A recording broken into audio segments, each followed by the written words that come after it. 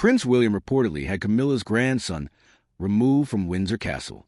And the most surprising part of the story isn't even the removal itself. It's that princess and was reportedly present and didn't appear to object.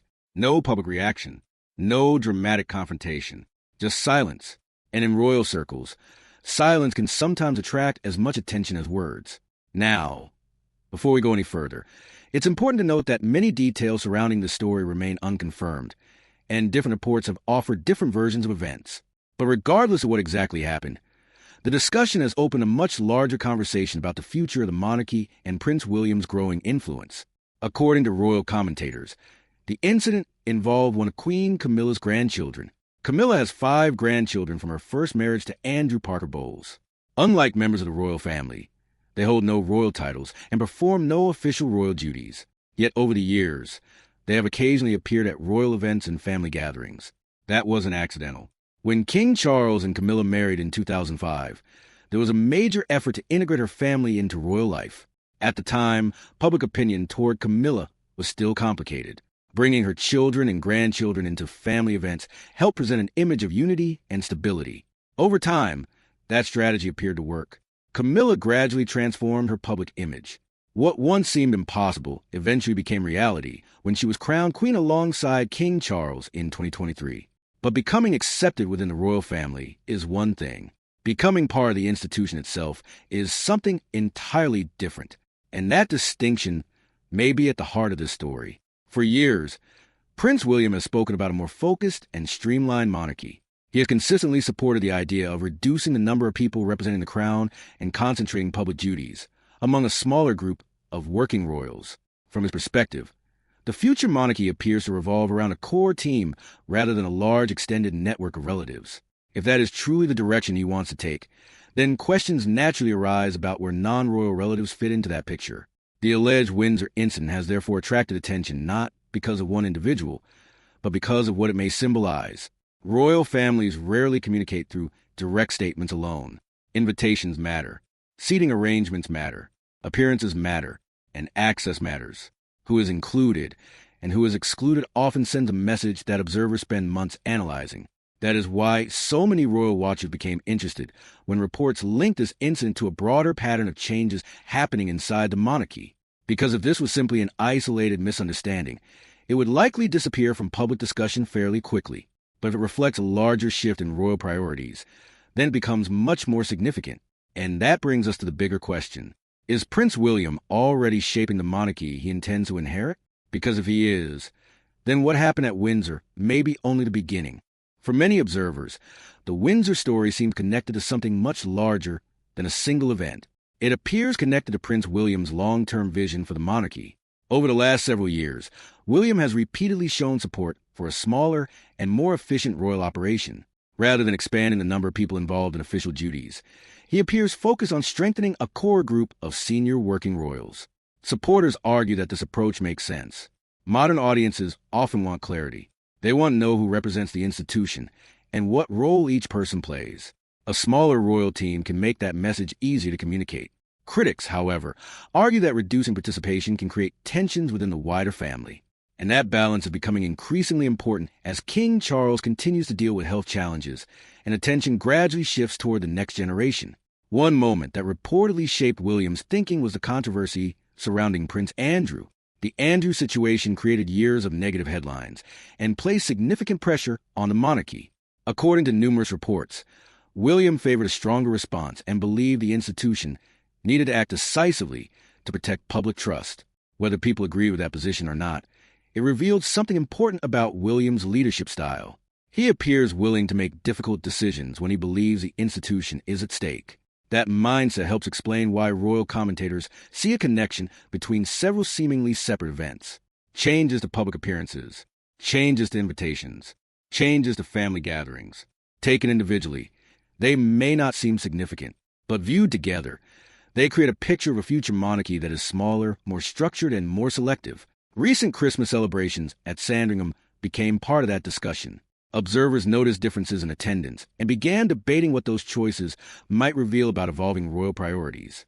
Of course, families make decisions for many reasons: health concerns, scheduling conflicts, personal preferences, All of those factors can play a role. Yet in royal life, symbolism often becomes impossible to avoid. Every decision is examined. Every appearance is interpreted. Every absence generates questions. That is why the Windsor story gained momentum. Many people believe it fits into a broader trend rather than standing alone. And if William truly intends to reshape the monarchy, then understanding his relationship with Queen Camilla becomes essential, because the history between them is far more complicated than many people realize. Publicly, Prince William and Queen Camilla have often appeared respectful and professional, but history has a way of lingering beneath the surface. For William, the story inevitably leads back to one of the most discussed chapters in royal history, the breakdown of King Charles and Princess Diana's marriage.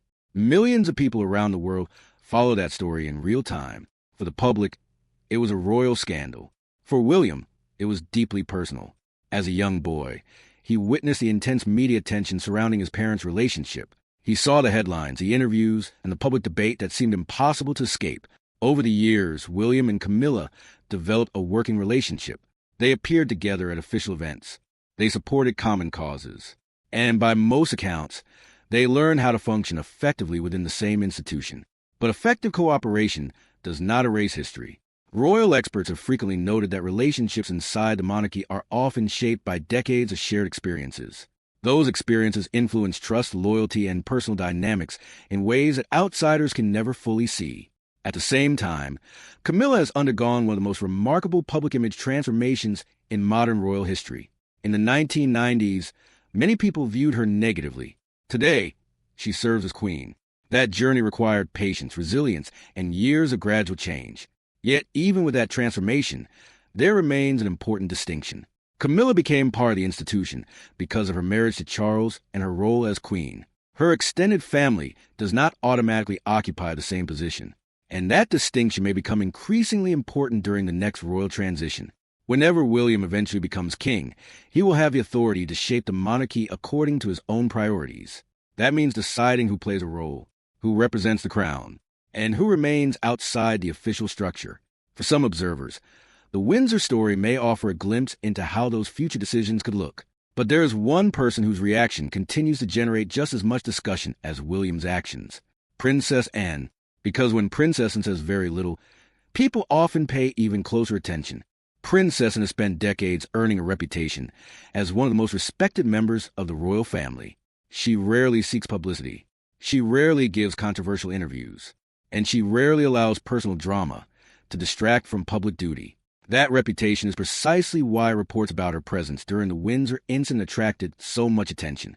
Many royal observers believe and represents a traditional view of monarchy, one built on discipline, responsibility, and service. Throughout her life, she has consistently placed duty above personal popularity. She has continued carrying out hundreds of official engagements while avoiding many of the controversies that have affected other members of the family. Because of that reputation, some commentators believe, and in William, may share similar views about the institution's future. A monarchy focused on service, a monarchy focused on public trust, and a monarchy that clearly defines who holds official responsibilities. Whether that interpretation is accurate remains open to debate. What is certain is that the monarchy is entering a period of transition. King Charles remains monarch, but public attention is increasingly shifting toward the future, toward William, toward Catherine, toward Prince George in the next generation. Every institution eventually faces moments when one era begins to give way to another. The British monarchy is no exception. Questions about structure, relevance, and leadership are becoming more important than ever, and that is why stories like the alleged Windsor incident attract such intense interest. They are rarely viewed as isolated events. Instead, people see them as clues. Clues about who holds influence, clues about future priorities, and clues about what the monarchy may eventually become.